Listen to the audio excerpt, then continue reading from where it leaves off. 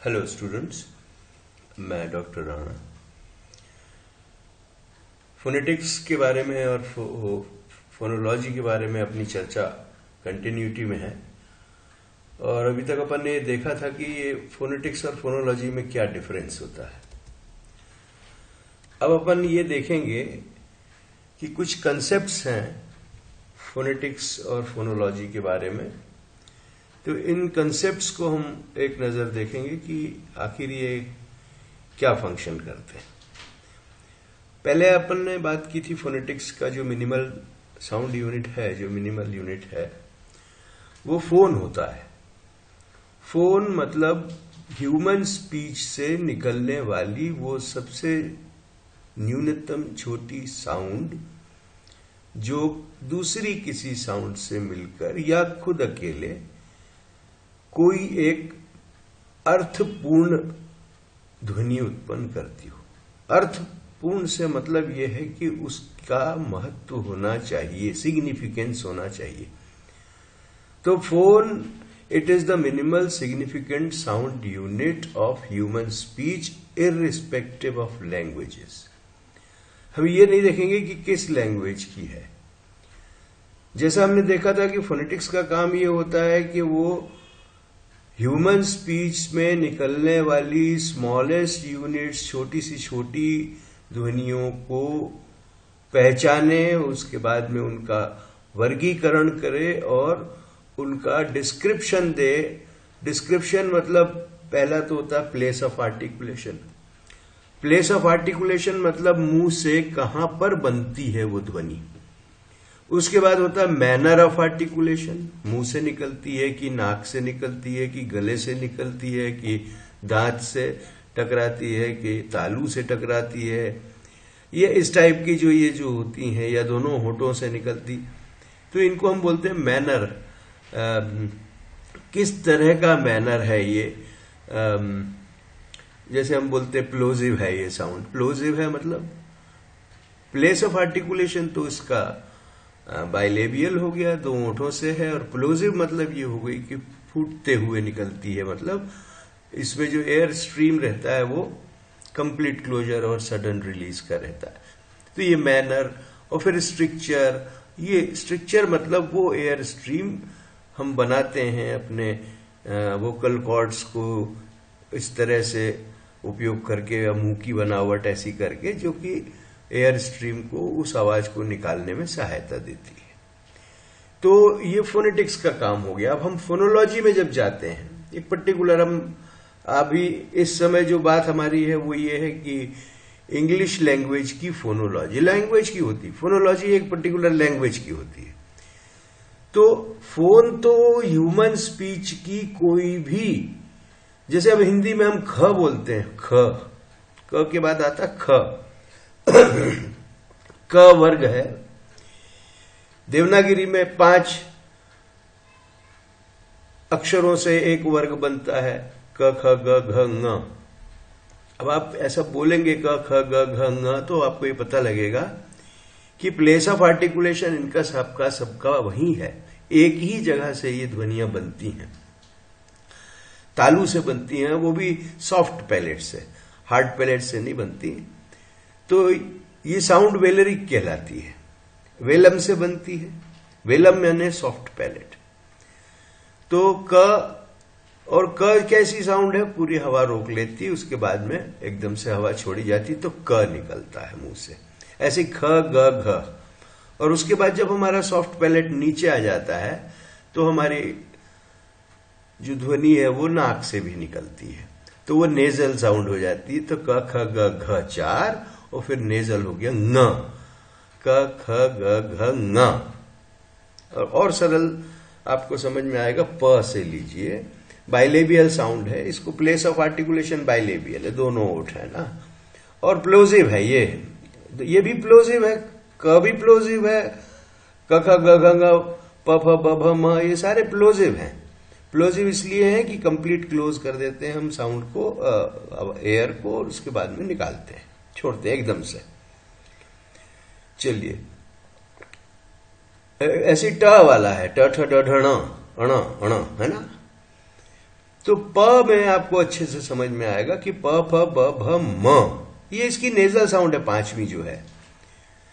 तो फोनीम क्या है कि it is the minimal significant sound unit of a particular language.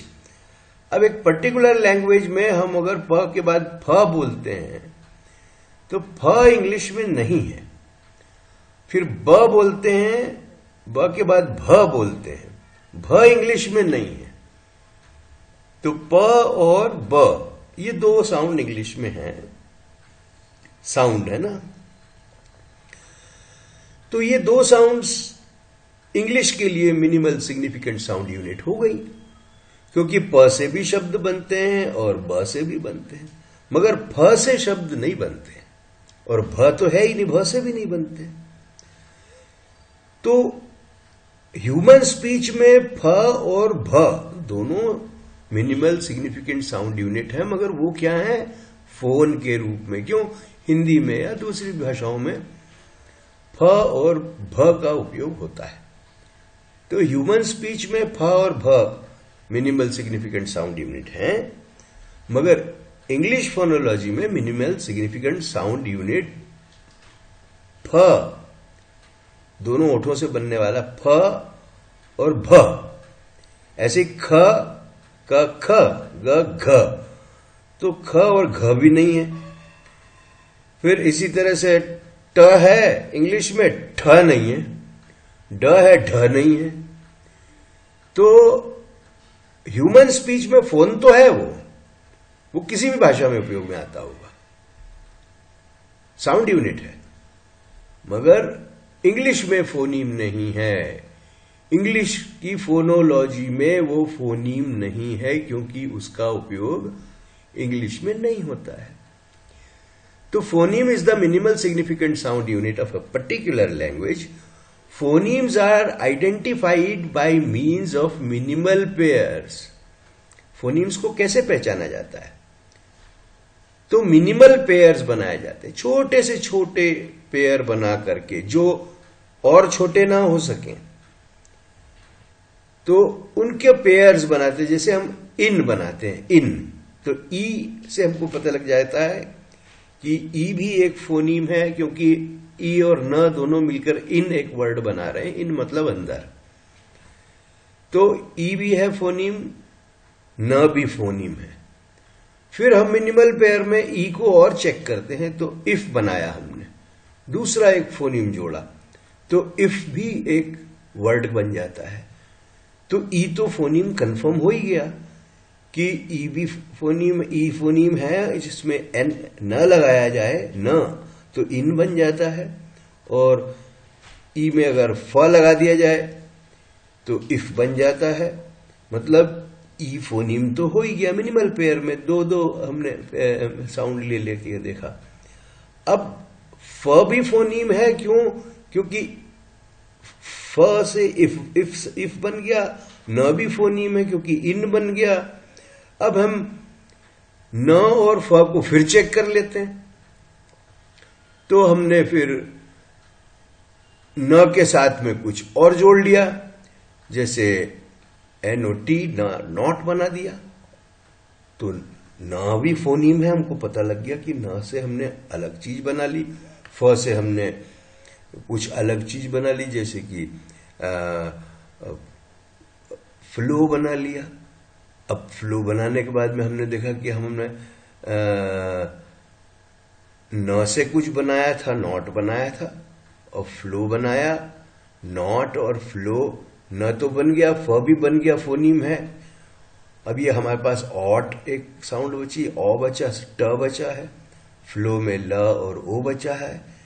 अब फिर हमने ल को या नॉट के ओ को चेक किया या ट को चेक किया, तो ट से हमने ट्राई किया, तो ट को पहले हमने नॉट बनाने के लिए लिया था, अब हमने ई के साथ फिर जोड़ दिया, तो इट बन गया वो।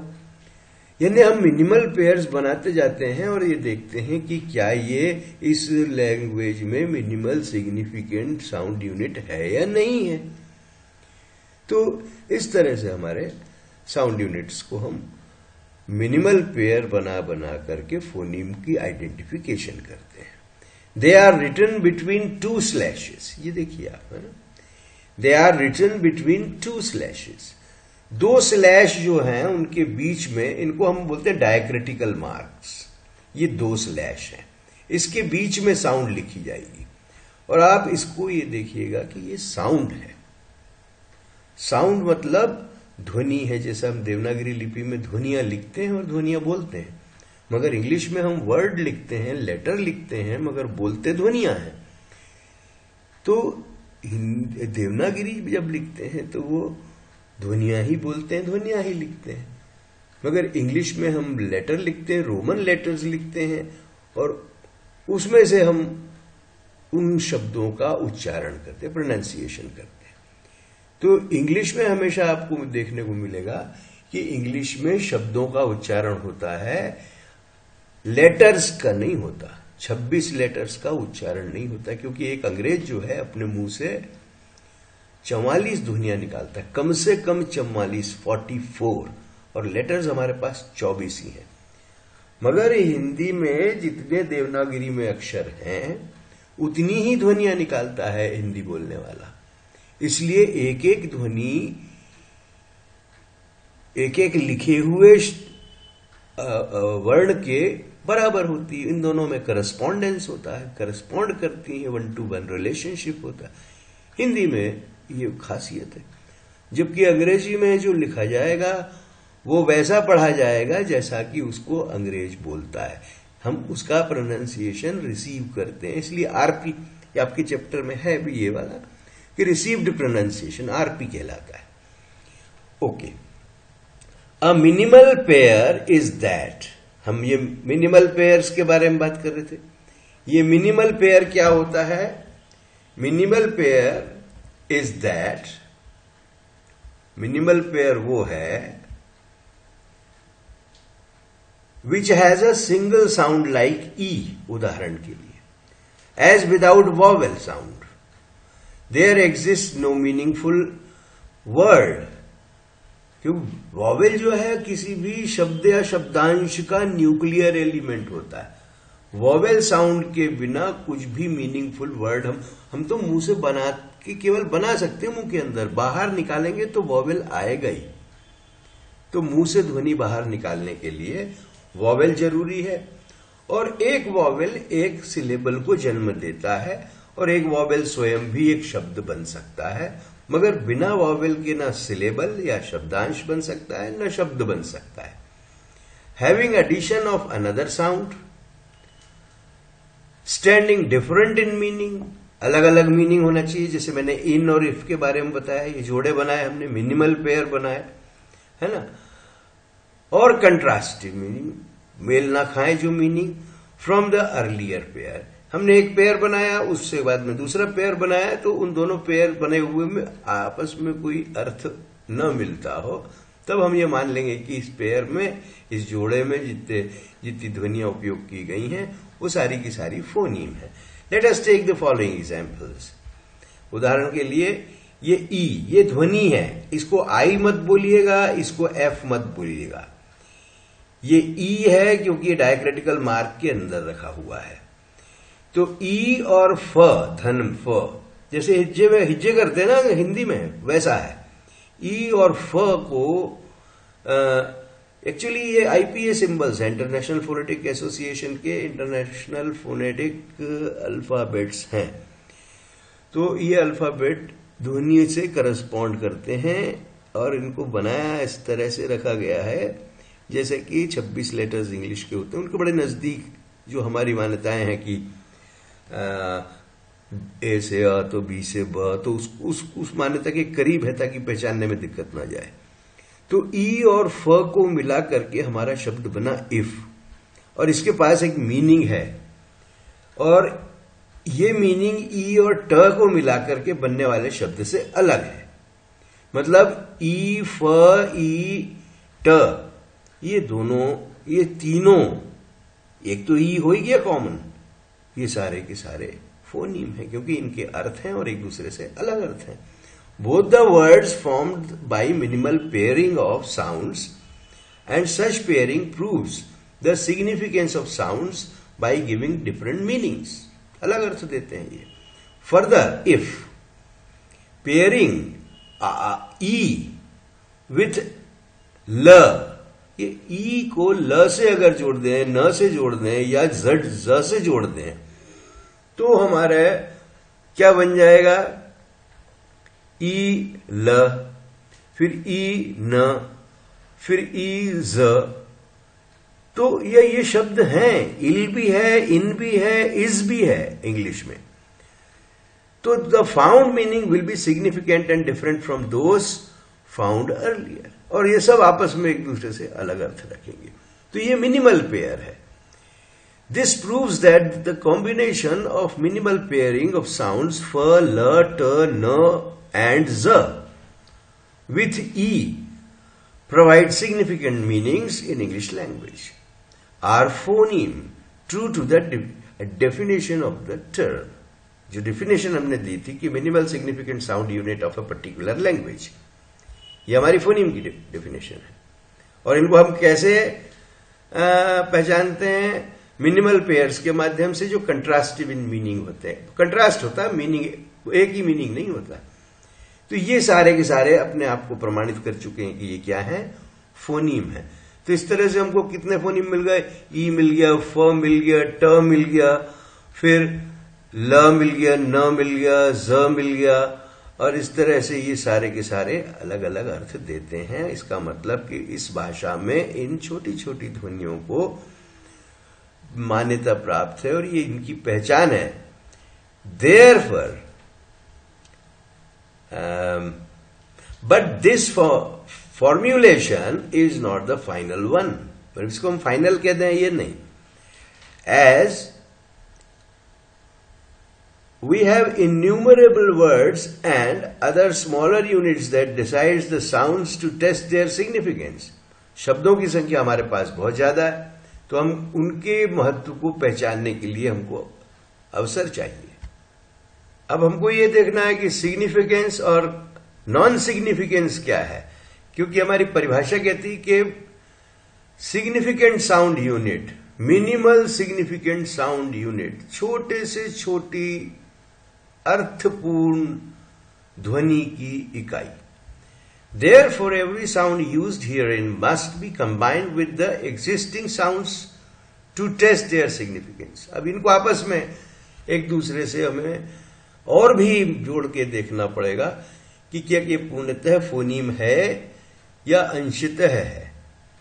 तो हम अन्य शब्दों से, अन्य ध्वनियों से इसको और जोड़ते हैं, उनका सिग्निफिकेंस टेस्ट करने के लिए, उनका अर्थ, उनका महत्व टेस्ट करने के लिए।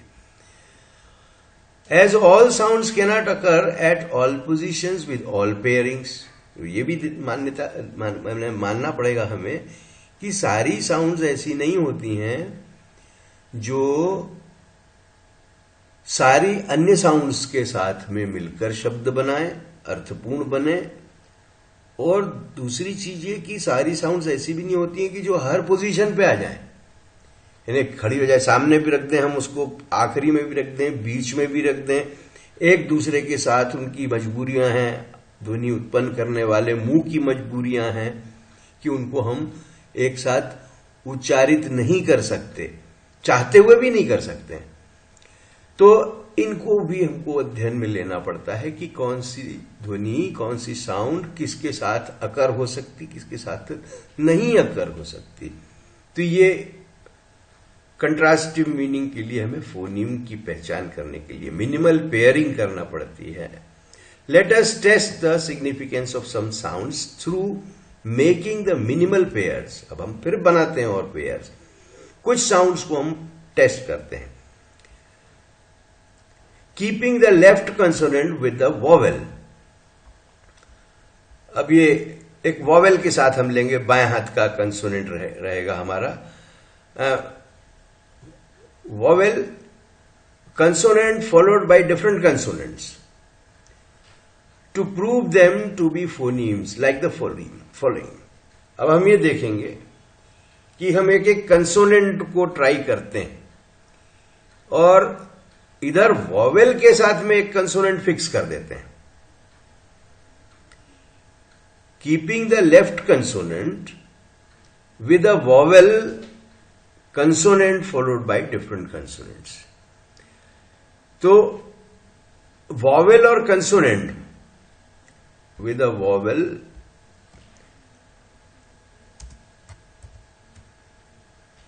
हमारे पास एक vowel है, vowel प्लस कंसोनेंट है ना. अब डिफरेंट कंसोनेंट्स हम लेफ्ट में देखते हैं यहां पर, और हमने ये ले लिया एक बीच का कंसोनेंट, वो है इन. वो फिक्स कर दिया हमने एक पेयर को. अब हमारे पास क्या है कि हम मिनिमल पेयर्स बनाते. पेयर बना दिया हमने, एक लेफ्ट कंसोनेंट्स का पेयर बना दिया अलग अलग का, एक वॉवेल उसके साथ में रख दिया, और उसमें हम एक ही कंसोनेंट, एक ही प्रकार की कंसोनेंट जोड़ते हैं. ये हमारे लेफ्ट कंसोनेंट सारे के सारे अलग हैं, और सबके साथ में एक ही वॉवेल रखा हमने, ई. ऐसा देखें, अपन एग्जाम्पल देखते हैं. जैसे ये है पी. ये डायक्रिटिकल मार्क के अंदर हमेशा ध्यान रखिए, इसको पीआई नहीं कहेंगे. ये पी है, साउंड है, प धन ई. ये पी है, पी में हमने जोड़ा न, तो बना पिन. ये मीनिंगफुल वर्ड है, इसलिए ये प जो हुआ, ई और न तो हमारा कांस्टेंट हो गया फिक्स, तो पी में हमने न जोड़ के पिन बनाया. तो ये पिन क्या है? अर्थपूर्ण शब्द है. इसका मतलब प क्या है? एक मिनिमल सिग्निफिकेंट साउंड यूनिट, यानी कि फोनीम है. फिर हमने उस प को हटाकर क कर दिया, तो ये किन बन गया. की और न, किन. किन भी एक अर्थपूर्ण शब्द है, मतलब क. इन तो है ही अपनी जगह, क जो है ये क्या बना? फोनीम का काम कर रहा है. फिर हमने ट लगा दिया क की जगह, तो टिन बन गया. ये भी ट भी हमारा मीनिंगफुल वर्ड बना रहा है, इसका मतलब ये भी एक फोनीम है. फिर हमने ड लगा दिया तो डिन बन गया. डिन भी एक अर्थपूर्ण शब्द है इंग्लिश में, तो ये ड भी क्या बन गया? फोनीम है. अब मानो हमने एक ऐसा ध्वनि ले ली, भ ले लिया, भ के साथ ही है तो भ भी हो गया ये, और न लगा दिया. वही तरीका, एक जैसा मिनिमल पेयर का. अब देखिए भिन्न बना, मगर भिन्न जो है ये भ साउंड इंग्लिश में अर्थ नहीं देती है. देयरफॉर भ sound is not a phoneme of English phonology. भिन्न क्योंकि हमें अर्थ ही नहीं दे रही है. जब अर्थ नहीं देगी तो फिर ये इस भाषा की फोनोलॉजी में मिनिमल सिग्निफिकेंट साउंड यूनिट भी नहीं बनेगी और फोनीम भी नहीं बनेगी. तो प फोनीम है, क है, ट है, ड है, मगर भ फोनीम नहीं है. अब देखते हैं हम एलोफोन्स होते हैं.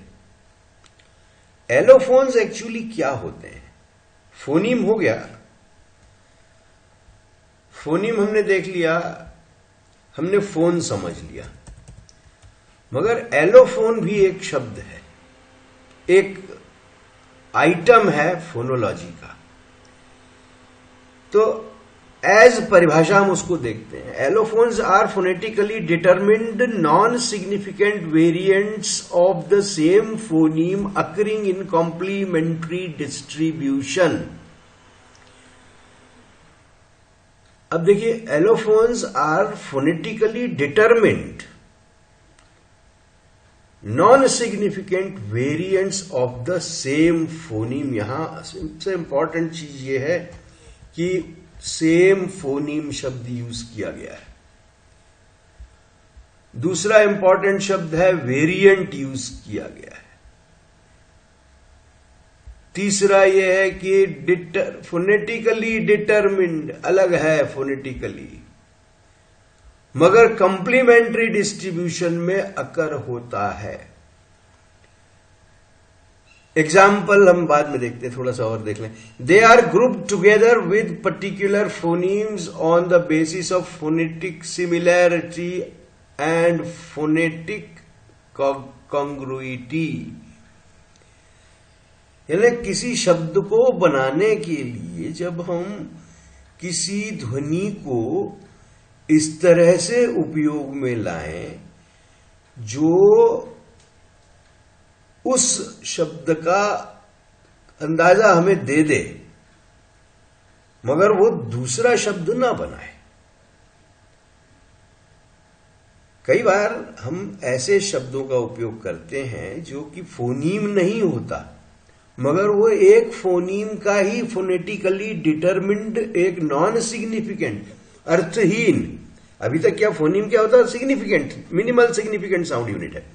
ये नॉन सिग्निफिकेंट वेरिएंट है। वेरिएंट यानी थोड़ा सा हटकर, उसी से वेरी करता, अलग होकर के। कैसे होएगा ये? तो जैसे हम एग्जाम्पल के लिए लेते प, in English when aspirated becomes फ।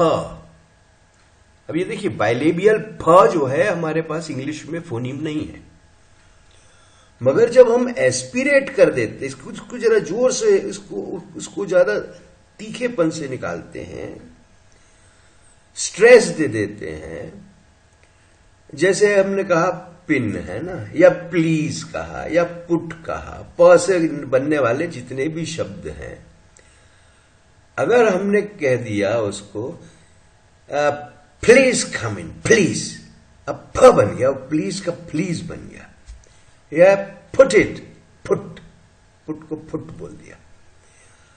अब आप ये देखिए प्लीज या पुट या पिन, ये ऐसे शब्द हैं, प का एस्पिरेटेड, जोर से हवा निकाली मुंह से तो एस्पिरेट हो गया, मगर फ चूंकि फोनीम नहीं है तो प्लीज को कोई दूसरा शब्द नहीं माना जाएगा।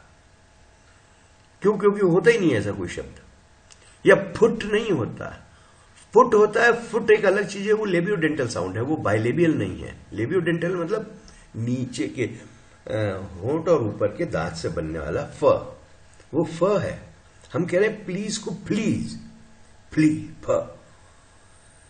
वो लगे हम हिंदी प्रभावित हैं, मदर टंग का पुल रहता है तो हम फादर को फादर बोल देते हैं, या फीस को फीस बोल देते हैं, है ना। मगर ये फ जो है प्लीज या put, put it here, give me your pen. अब पेन क्या है? तो ये फ जो बना हुआ है एस्पिरेट, जोर से बोलने, ध्वनि उत्पन्न करने से, ये क्या है? Non significant variant of the same phoneme. प फोनीम का नॉन सिग्निफिकेंट वेरिएंट है, occurring in complementary distribution. Complete करने में वो हो जाता है किसी शब्द को बोलने में। They are group together with particular phonemes. Particular phonemes प फोनीम के साथ में ही फ को भी माना जाएगा। अगर हमने ये कह दिया कि I wish you my best compliment, comply को कंप्ली कर दिया, कॉम्प्ली को भी कॉम्प्ली कर दिया, है ना। तो ये ख बना, ये भी नहीं है इंग्लिश में, फ को भी इंग्लिश में नहीं है। या give me 2 minutes please, two को ठ बोल दिया। तो ये ग्रुप किसके साथ हो रहा है? फ जो है वो प का वेरिएंट है, नॉन सिग्निफिकेंट है। ख जो मैंने बोला है कि कॉम्प्लीमेंट्री या कॉन्डक्ट, या और भी कोई वर्ड ले लीजिए आप, है ना। कैट, कैट है वो, कैट बोल दिया तो ख थोड़ी, ख है ही नहीं फोनीम।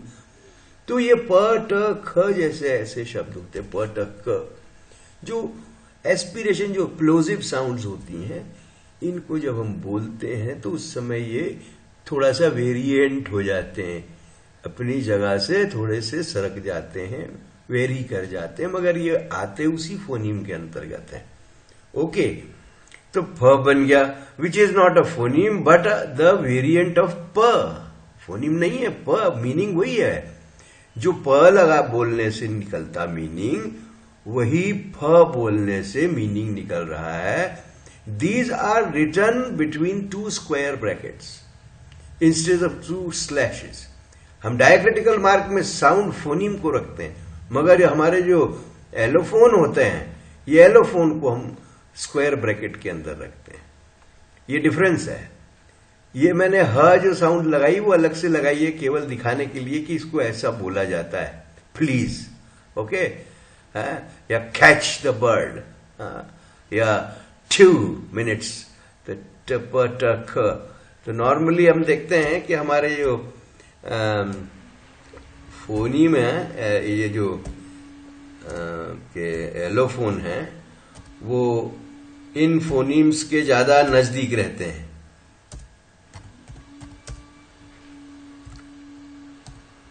ये प ट क के ये जो बनते हैं, ये बनते हैं प का फ बन गया ये। इसी तरह से ट का ठ बन गया, ठ ठ, happy birthday to you, okay okay. और ये बना प ट क। याद रखना इसको, प ट क के मोस्टली फोनी एलोफोन्स बनते हैं। ये हमने स्क्वायर ब्रैकेट में रख दिया इनको, ओके। अब आते हैं, हम देखते हैं कि सिस्टम क्या होता है। What you mean by system? ये हम केवल इस पे हल्का फुल्का देखेंगे क्योंकि आपके कोर्स में नहीं है, मगर कुछ ऐसे कंसेप्ट्स होते हैं जिनको न जाना जाए तो आगे भी जानना और मुश्किल हो जाता है। English phonology has a system of consonants and vowels. आपके पास जो भंडार है, सिस्टम है, ये आपस में एक दूसरे से संबंध रखने वाली चीजों का है, जो कि कंसोनेंट और वोवेल्स के हैं आपके पास, साउंड में फोनोलॉजी में only, okay. This is a paradigmatic, ये पैराडाइम बनाते हैं। पैराडाइम मतलब सीधी खड़ी रेखा। हम पहले जैसे जिसको हम एक्स वाई अक्ष बोलते थे, एक्सिस, तो ये वाई एक्सिस का जो खड़ा वर्टिकल कॉलम रहता है, उसमें मान लीजिए आपके पास में ये हैं। ये कैसे हैं ये मैं बताऊंगा आपको, है ना। तो वर्टिकल रिलेशनशिप है which is known as slot filler. Slot filler यानी जगह भरते जाओ, खाली जगह को, रिलेशनशिप ऑन वाई एक्सिस। और इसी का उल्टा होता है स्ट्रक्चर। स्ट्रक्चर जो होता है, वो स्ट्रक्चर जो है जिसको हम सिंटैक्स कहते हैं, या इसको हम कहते हैं सिंटैगमैटिक रिलेशनशिप। सिंटैगमैटिक है ना। तो structure in English phonology is found in the token type relationship. Token type होता है ये, टोकन देना, एक चीज रख सकते तो दूसरी नहीं रख सकते, दूसरी रखी तो फिर एक पहली हटाई, ऐसा। और द सिंटैगमैटिक, सिंटैगमैटिक यानी सिंटैक्स। सिंटैक्स मतलब ये जमीन के समानांतर horizontal relationship among the phonemes when they form words. जब उन शब्दों को बनाया जाता है तब ये फोनीम सिंटैगमैटिक रिलेशनशिप में आते हैं। तो पहले हमारे पास स्ट्रक्चर है, सिस्टम है। अब उस सिस्टम को एक स्ट्रक्चर में फिक्स करते हैं। हमारे पास सिस्टम क्या है? हम वॉवेल और कंसोनेंट, दो चीजें हमारे पास, कंसोनेंट और वॉवेल का सिस्टम है। और हम उस सिस्टम को वर्ड बनाने के लिए स्ट्रक्चर में ढालते हैं। उसका मैं एग्जांपल देता हूं आपको। यहां हमारे पास सिस्टम और स्ट्रक्चर का एग्जांपल अपन लेते हैं। सिस्टम क्या है? ये जो वर्टिकल है y और ये हॉरिजॉन्टल x। हमारे पास बहुत सारे वॉवेल और कॉन्सोनेंट्स का सिस्टम है जो हम token type relationship, slot filler कह रहे हैं ना, खाली जगह भरने के लिए। अब ये सब हमारे पास ऑलरेडी है, मगर इनका आपसी संबंध जब ये यहां से यहां चलते हैं, इस तरफ लेफ्ट से राइट को जब ये प्रोसीड होते हैं, एडवांस करते हैं, तो इनके मूवमेंट को जब ये एक एक बढ़ते जाते हैं तब इनको हम स्ट्रक्चर, सिंटैगमैटिक रिलेशनशिप कहते हैं। हमारे पास प है, हमारे पास हमने ई भी रख दिया, हमारे पास वोवेल कंसोनेंट दोनों, वोवेल कंसोनेंट का भंडार है। तो हमने प रखा, फिर ई रखा। अब ये हमारा प, ब, ई, ड, क, ए और स, ये हमारे पास हमने रखे हुए हैं। अब हम इनको जोड़ते जाते हैं, क्या क्या जुड़ता जाएगा, और जो नहीं जुड़ेगा वो हमारे पास फोनीम नहीं रहेगा। अब हमने ई और न जोड़ दिया तो हमारा पिन बन गया। तो ये है सिस्टम, ये हमारे पास कंसोनेंट और वोवेल का जो खजाना या भंडार है वो हमारा सिस्टम है। मगर इनको जब हम अरेंज करते हैं तो हम चलते हैं ऐसे। तो इस तरह से हमने बनाया, ये एक वर्ड बना पिन। फिर ये ब हमारे पास है, ब में हमने ये है य साउंड, य याद रखिएगा, य हिंदी में अपन य बोलते हैं यज्ञ का, यज्ञ में जो पहली साउंड आती है वो इसको इस तरह से दिखाया जाता है, ये आईपीए सिंबल में। फिर ये ऊ बड़ा ऊ है, ये ट है, ये ई है, ये फ है ना, और ये ल है। अब इन सबको हमने इस तरह से आगे बढ़ाया और देखा कि हाँ, ये आपस में एक शब्द बना रहे हैं। ये बना आपका ऊ, बड़ी ऊ की मात्रा, ये दो बिंदी बड़े ऊ की मात्रा, बड़ी ई की मात्रा इस तरह से लगती है ये बिंदी से। तो ये बना ब्यूटीफुल।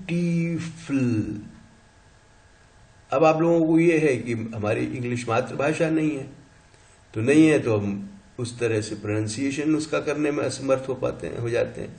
इसके लिए प्रैक्टिस बहुत जरूरी है। प्रैक्टिस के लिए आप लोगों को आदत आना चाहिए, समय होना चाहिए। So this word is pronounced as beautiful, beautiful. Full नहीं आएगा, अलग से फू नहीं आएगा ना, फुल। ये फुल बन करके एक ही सिलेबल बनी, हम सिलेबल की आगे बात करेंगे। फिर ये देखिए आप ई के साथ में हमने आगे बढ़ते गए तो क्या क्या हमको बना, मिलता गया कि क्या उपयोगी है और क्या अर्थपूर्ण हो सकता है। तो ये न लगाया हमने, ये स है, ये ट है, ये फिर ई है, फिर ट है, फिर य है, फिर ऊ है, फिर श है और ये न है। तो हमने इसको लेकर के इंस्टीट्यूशन, है ना। So it's the word is institution, institution. अब ये शन अलग अलग नहीं है, शन है, शन। इसी तरह से हमने, मतलब मैं आपको ये सिस्टम बता रहा हूं कि ये सब आपके पास है ऑलरेडी। कॉन्सोनेंट और वोवेल बहुत सारे हैं, मगर इनका जो अरेंजमेंट लेफ्ट टू राइट है, that is structure, syntagmatic relationship. This is paradigmatic, ऊपर से नीचे है, नीचे से ऊपर, और ये syntagmatic, left to right. Okay, अब यहां हमने क रखा और ये है अ, बहुत छोटा अ जिसको बोलते हैं, एकदम छोटा अ। माने ये प है, ये क से प तक पहुंचने में जितनी न्यूनतम दूरी रखती है वो उतना छोटा अ है ये, कप। फिर ये ए है हमारे पास, ये न है, ये ट है, ये र है और ये ई है, बड़ी ई की मात्रा। अब ये बना एंट्री, एंट्री। इसी तरह से ये अब देखिए लेफ्ट टू राइट हम चलते हैं और ये हमारा सिस्टम है ये पूरा। और ये क्या है, token type relationship, left to right, जिसको स्ट्रक्चर या सिंटैग्मेटिक, सिंटैग्मेटिक यहां इसलिए नहीं है, सिंटैग्मेटिक है मतलब सिंटैक्टिक नहीं है। सिंटैक्टिक सेंटेंस के मामले में होती है, ये सिंटैग्मेटिक है, यानी ये लेफ्ट से राइट प्रोसीड करने के लिए है। फिर ये हमारा स है, प है, और ये औ एक ही डिप्थोंग है, वॉवेल में एक ही है ये औ, क्योंकि अ से ऊ तक जाने के लिए हमको स्टॉप नहीं देना पड़ता, कहीं रोकना नहीं है, तो फिर ये एक ही कहलाता है। वैसे इंग्लिश में 20 वॉवेल हैं, 20 वॉवेल में से 12 तो मोनोफ्थोंग है, सिंगल सिंगल है, और 8 जो है वो डिप्थोंग है। उन 8 में से भी 5 जो है ग्लाइडिंग है और 3 सेंटरिंग है, सेंटर की ओर जाते हैं, सेंटरिंग है, अपन आगे देखेंगे। फिर ये प हो गया, औ हो गया, ये क हो गया, फिर ये अ हो गया, ये न। तो क्या बना ये शब्द? स्पोकन। स्पोकन। तो ये हमारे सिंटैग्मेटिक और पैराडिग्मेटिक या स्ट्रक्चर और सिस्टम और स्ट्रक्चर का रिलेशन हो गया। नेक्स्ट है हमारे पास सिलेबल है। सिलेबल क्या है? Syllable is an independent part of the word with vowel as its nuclear element. Nuclear element syllable का वॉवेल होता है। बिना वॉवेल के सिलेबल नहीं बन सकता। हां, अकेला वॉवेल ओके, वो सिलेबल बन जाएगा। जैसे हम क बोलते हैं, हिंदी में क बोलते हैं, तो क के साथ एक अ जुड़ा रहता है, आधा क रहता है, फिर आधा अ रहता है। मगर क का हम मुंह में चित्र बना लें अगर, तो उसका उच्चारण बिना वॉवेल के हम नहीं कर सकते। ये इसी उच्चारण को सिलेबल कहते हैं। जैसे हमने क बोल दिया तो क एक सिलेबल है। मगर इंग्लिश में जब तक वॉवेल नहीं आएगा, वॉवेल जोड़ना पड़ता है। हिंदी में तो हम साउंड ही लिखते हैं, तो ऑलरेडी वॉवेल जुड़ा रहता है, फिर हम उसको आधा करते हैं। हिंदी में जब किसी, जैसे प्राप्त बोला तो प्राप्त तो ठीक है, प्रातक तो ठीक है, प आ गया, फिर आधा प कर दिया। मगर इंग्लिश में लगभग सारी साउंड आधी ही रहती हैं। जब तक वॉवेल अलग से नहीं जुड़ेगा तब तक उच्चारण नहीं होता। तो एक वॉवेल के साथ में चाहे कंसोनेंट आए या नहीं आए, कंसोनेंट मार्जिनल है, ऑप्शनल है, आना नहीं आना जरूरी नहीं है। मैंने अगर बोल दिया आई, तो आई एक वॉवेल है, आई अपने आप में एक शब्द भी है। तो मगर केवल कंसोनेंट कभी वॉवेल बन के इंडिपेंडेंटली खड़ा नहीं हो सकता, क्योंकि आपके मुंह से वो आवाज निकलेगी ही नहीं। आप आवाज निकालोगे तो वॉवेल जोड़ोगे। Syllable is an independent part of the word. भाई वर्ड का पार्ट है या वर्ड भी हो सकता है, as its nuclear element and consonants as marginal element. आए चाहे नहीं आए, मार्जिनल।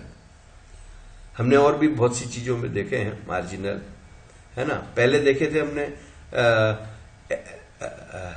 जब हमने नाउन फ्रेज देखा था, तो नाउन फ्रेज में क्या था? हेड जो थी नाउन थी, और उसके बाद मॉडिफायर क्वालिफायर ब्रैकेट में लिखते थे हम, और हम ये मानते हैं कि आना नहीं आना जरूरी नहीं है उनका। मगर नाउन नहीं आएगा तो नाउन फ्रेज नहीं बनेगा। इसी तरह से वॉवेल नहीं आएगा तो सिलेबल नहीं बनेगा। सिलेबल एक इंडिपेंडेंट हिस्सा होता है, जो स्वयं शब्द भी हो सकता है या शब्द का हिस्सा भी हो सकता है। A single vowel sound can form a syllable. Single vowel sound भी हो सकती है, वो भी सिलेबल हो सकती है। Okay, a syllable is the nuclear unit of a word. एक शब्द है तो उसमें न्यूक्लियर चीज सिलेबल है, बिना सिलेबल के शब्द नहीं हो सकता। मगर सिलेबल अकेला शब्द हो सकता है। A syllable can alone constitute a word, without a syllable there can not be a word. Syllable के बिना शब्द नहीं हो सकता। कंसोनेंट मे और may not occur in a syllable. जरूरी नहीं है कि कंसोनेंट आएगा ही, मगर मार्जिनल है, वो ऑप्शनल है। A syllable can have more than one consonant. अब एक सिलेबल में कंसोनेंट ज्यादा हो सकते हैं, 1 2 3 4 5 भी हो सकते हैं, मगर वॉवेल एक ही होगा। Consonants occurring together either before or after the vowel sounds constitute a consonant cluster. एक वॉवेल साउंड के पहले या वॉवेल साउंड के बाद जो कंसोनेंट एक साथ आते, एक से अधिक, उनको बोला जाता है कंसोनेंट क्लस्टर। कंसोनेंट का गुच्छा। क्लस्टर यानी क्या है? गुच्छा। They form a consonant cluster, okay? Group. They must occur in the same syllable. और क्लस्टर जब बोलेंगे तो इसका मतलब ये कि एक ही सिलेबल में आ रहे हैं वो। एक ही सिलेबल यानी वॉवेल एक है मात्र, उसके दोनों साइड सिलेबल आ सकते हैं, 2 भी आ सकते, 3 भी, 4, 5, कितने भी, कितने मतलब जितने संभावित हैं। A consonant which comes before the syllable sound, syllable के पहले अगर कोई कंसोनेंट आता है तो उसको बोलते हैं रिलीजिंग एलिमेंट।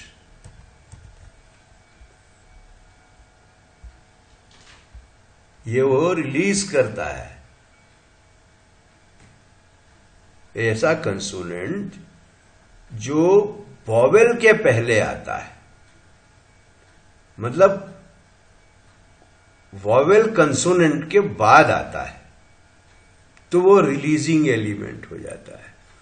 और अगर उसके consonant which comes before the vowel, vowel के बाद पहले आ गया अगर, तो वो अरेस्टिंग हो जाता है। एक रिलीजिंग होता है, एक अरेस्टिंग होता है। यानी कुल मिलाकर ये कि वॉवेल जिस तरफ से फ्री है वो हिस्सा उसका रिलीजिंग है। पहले कंसोनेंट आ गया तो दाएं हाथ में वॉवेल आएगा, वो रिलीजिंग हो जाएगा। मगर वॉवेल पहले आ गया और बाद में कंसोनेंट आ गया तो फिर वॉवेल कुछ नहीं कर पाएगा, वो अरेस्ट कर लेता है कंसोनेंट उसको, वॉवेल को। तो ये दोनों अंतर हैं उसमें कि अगर वॉवेल पहले आया तो वो अरेस्ट हो गया और वॉवेल बाद में आया तो वो रिलीज कर देता है, मतलब आगे और कंसोनेंट जोड़ने की व्यवस्था रहती है। ओके, क्लियर है मेरी बात? तो इसलिए ऐसा वॉवेल या ऐसा वर्ड या सिलेबल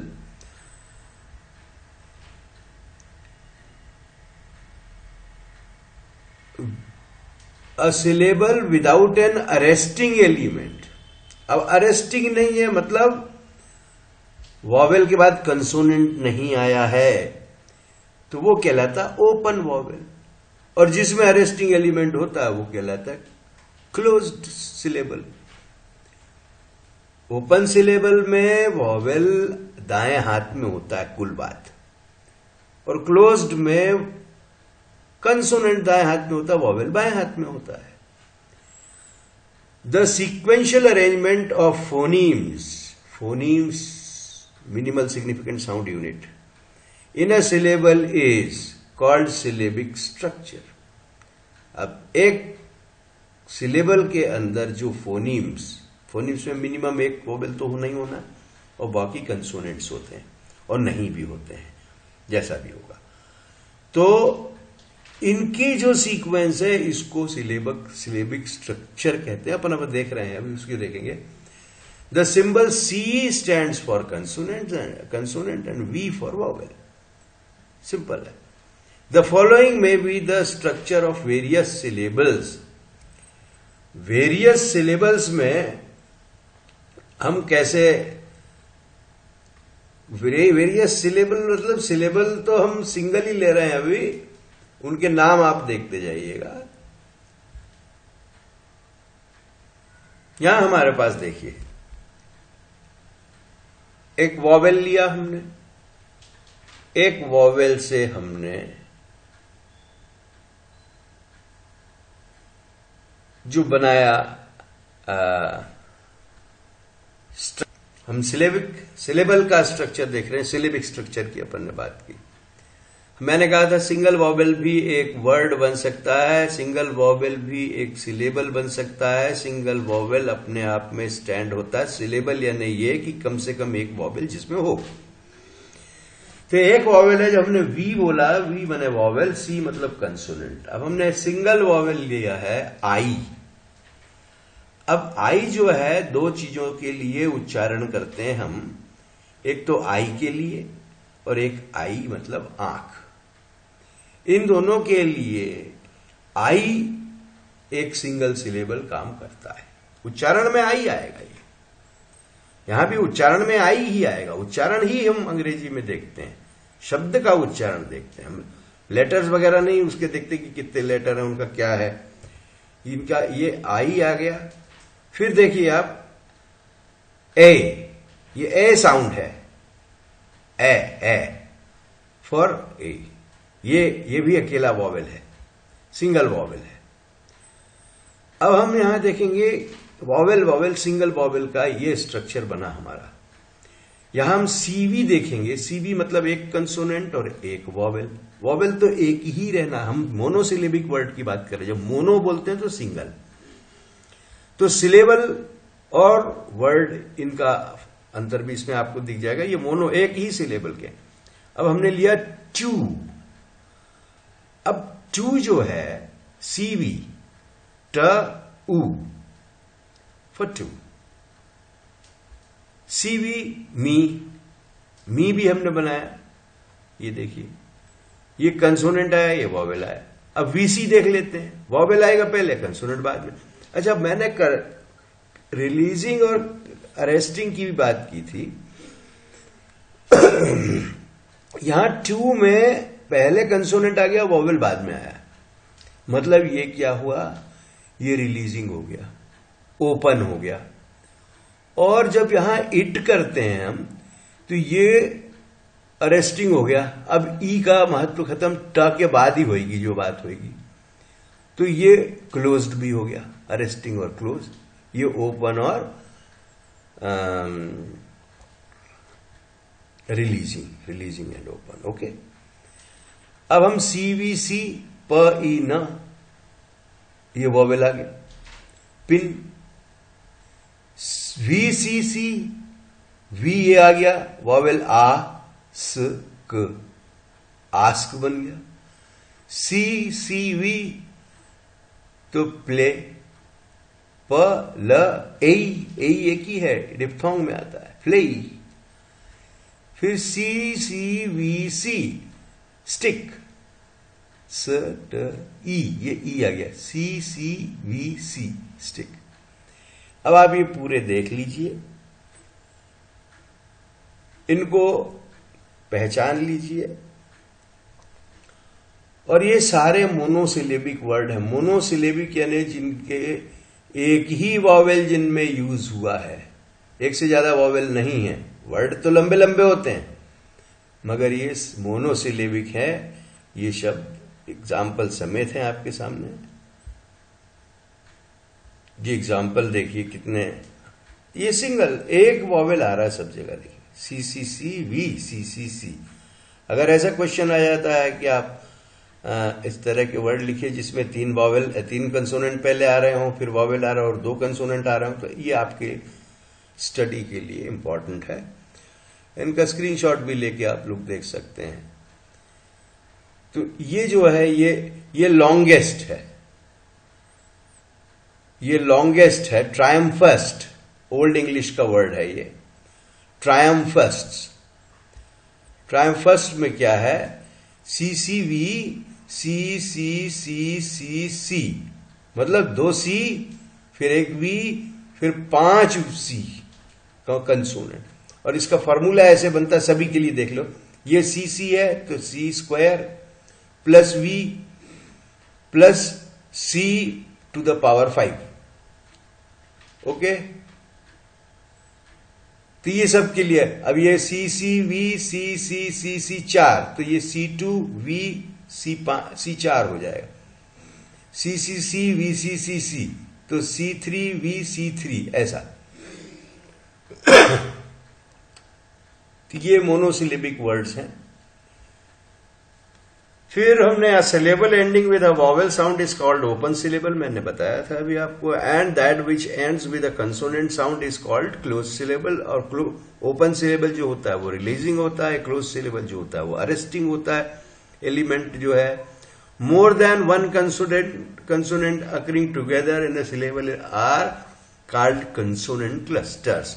तो ये सारे क्लस्टर हैं कंसोनेंट के। ये भी जितने सी होंगे वो सारे कंसोनेंट के क्लस्टर होंगे, सिंगल नहीं हो। सिंगल वो क्लस्टर नहीं बनाएगा, गुच्छा नहीं बनाएगा, ग्रुप नहीं बनाएगा। फिर कंसेप्ट है वर्ड का। A word is both a syllable and a combination of syllables. 2 syllable मिल गए तो भी वर्ड बन जाता है। मतलब मिनिमम एक वॉवेल के साथ में वर्ड बन जाता है। मैंने आई आपको बताया था, इसी में है। Each word employees both system of significant sounds. ठीक है। सिग्निफिकेंट साउंड्स हमारे पास दो प्रकार की, कंसोनेंट और vowel, and the combination of such system into a structure. और ये सिस्टम जो है उसको हम लेफ्ट से राइट में जब बढ़ते हैं एक्सिस पे, एक्स और वाई एक्सिस के हिसाब से, तो एक्स में हम जब लेफ्ट से राइट बढ़ते हैं तो वो स्ट्रक्चर बन जाता है। अब syllabic and non syllabic, contoids and vocoids. Contoid and vocoids, contoid का बड़ा, vocoid is vowel, contoid is consonant. मगर सिलेबिक और नॉन सिलेबिक होना कैसे होता है? तो ऐसे कॉन्टॉइड जो बिना वोवेल के सिलेबल बना लेते, उनको मात्रा की या वोवेल की जरूरत नहीं पड़ती है, वो सिलेबिक कॉन्टॉइड हो गए। और ऐसे कंसोनेंट्स जिन्हें वोवेल की जरूरत पड़ती है तभी वो सिलेबल बना पाते हैं, वो नॉन सिलेबिक हो गए। बिना वोवेल के जो सिलेबल बना लेते हैं वो सिलेबिक कॉन्टॉइड हो गए। जो वोवेल जिनको चाहिए, जो अपने आप में सिलेबल नहीं बना पाते हैं, वो नॉन सिलेबिक हो गए।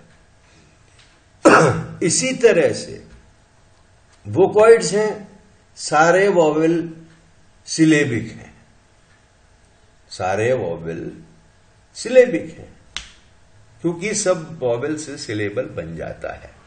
मगर हमारे पास दो सेमी वोवेल हैं, व और य, वो अपने आप में सिलेबल नहीं बना पाते हैं।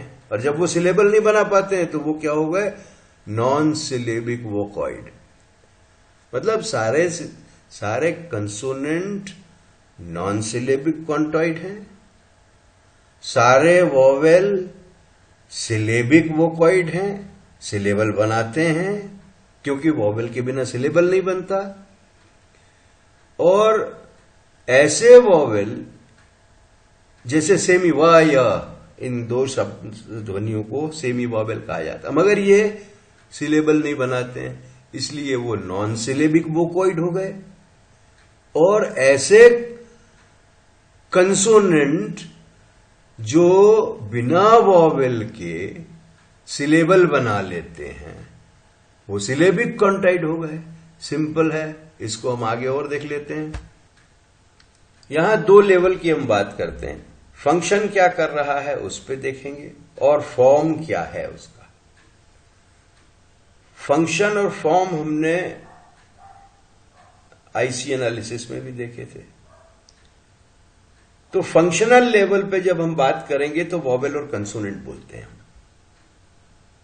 और जब वो सिलेबल बनाता फॉर्म तो उसको हम बोलते हैं वोकॉइड और कॉन्टॉइड। यानी है वोवेल वही और कंसोनेंट वही है, मगर जब फॉर्म क्या है उसका पूछा जाएगा तो वोकॉइड है। वोकॉइड है मतलब वो सिलेबल बना रहा है, कॉन्टॉइड है मतलब सिलेबल नहीं बना रहा है। और वैसे उसका फंक्शन है, वो वोवेल का फंक्शन है और कंसोनेंट का। ओके, तो वोकॉइड्स कौन होते हैं?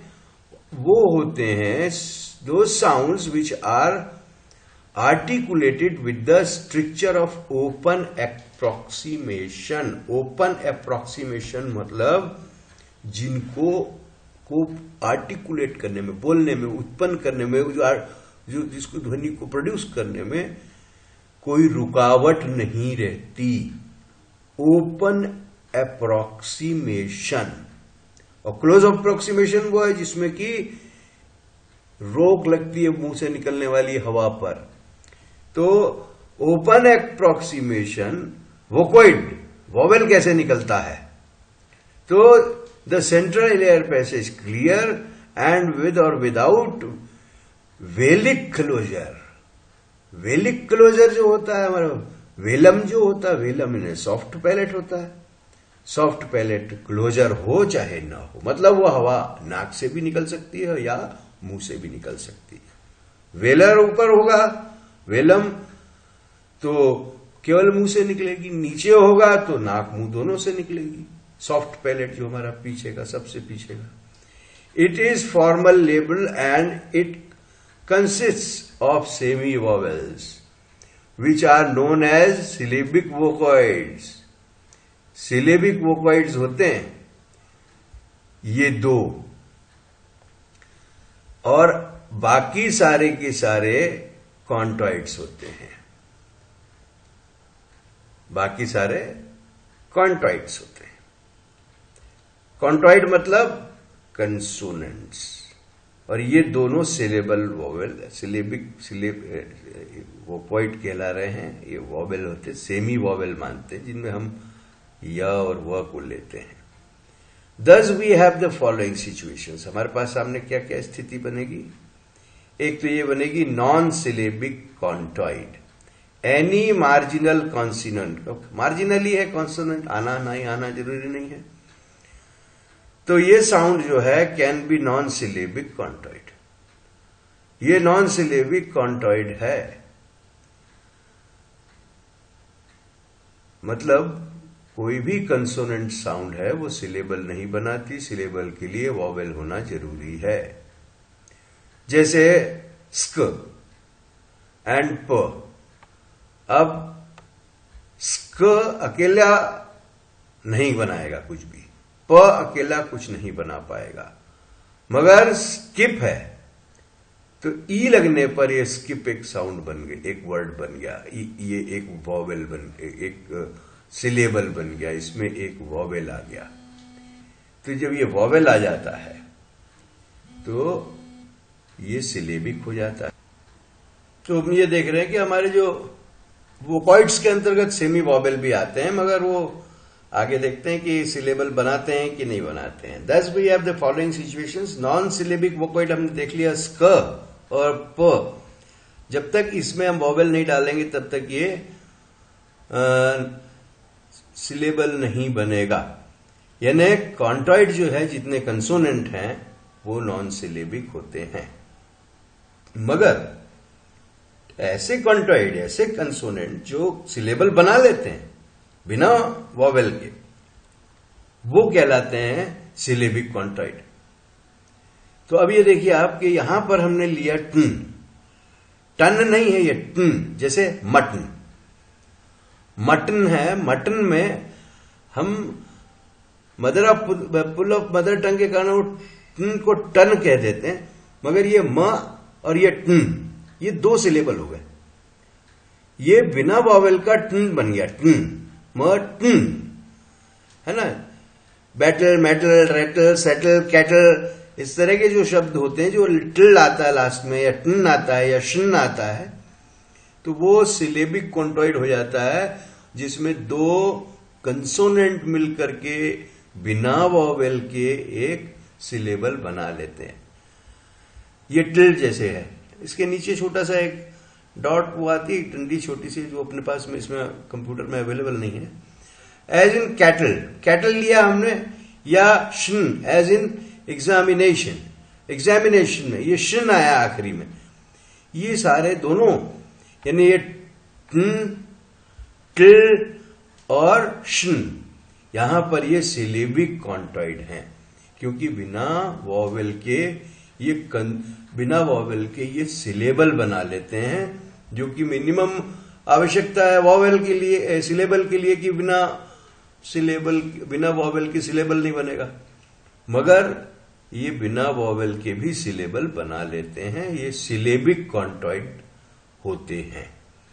इसी को हम तीसरा जो है हमारे पास है नॉन सिलेबिक वोकॉइड्स। जो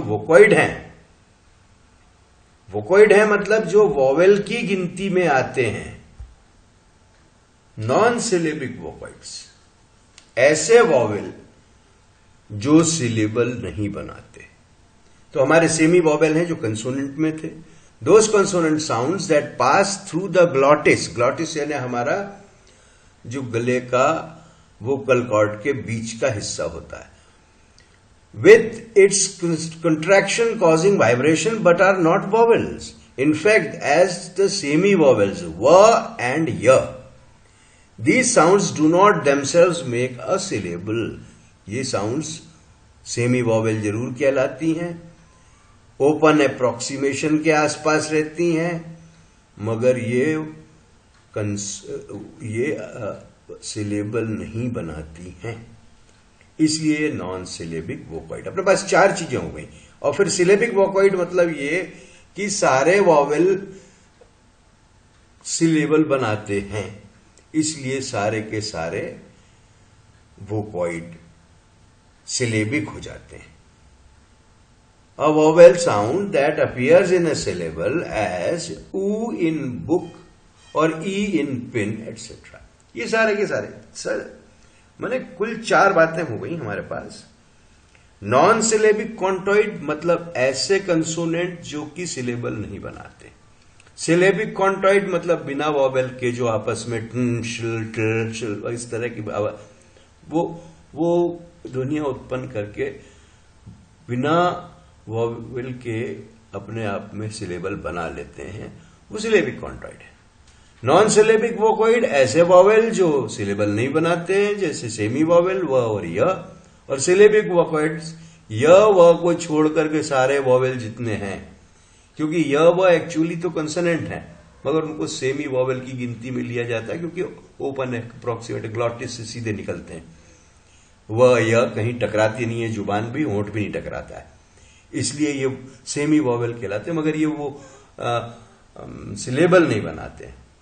तो सारे कंसोनेंट नॉन सिलेबिक कॉन्टॉइड, ऐसे कंसोनेंट ट्ल शन इस तरह के जो अंत में आते हैं जो बिना वॉवेल के सिलेबल बना लेते हैं, सिलेबिक कॉन्टॉइड। नॉन सिलेबिक वोकॉइड य व जो सेमी वॉवेल होते हुए भी अपने आप सिलेबल नहीं बनाते हैं। और सिलेबिक वोकॉइड य व को छोड़ के सारे के सारे, मतलब वैसे तो य व कंसोनेंट ही है, पर चलिए सारे जितने भी हमारे पास वॉवेल हैं वो सिलेबल बनाते हैं। इसलिए सिलेबल तो उसका न्यूक्लियर एलिमेंट है, इसलिए वो सारे के सारे सिलेबिक वोकॉइड्स होते हैं। चलिए अब नेक्स्ट मीटिंग में देखते हैं, नेक्स्ट वीडियो में। तब तक के लिए आप लोगों को शुभकामनाएं। और आपके एग्जाम का मैंने आज भेज दिया था मैटर, है ना, तो ओपन बुक एग्जामिनेशन के लिए तैयारी करिए। All the very best.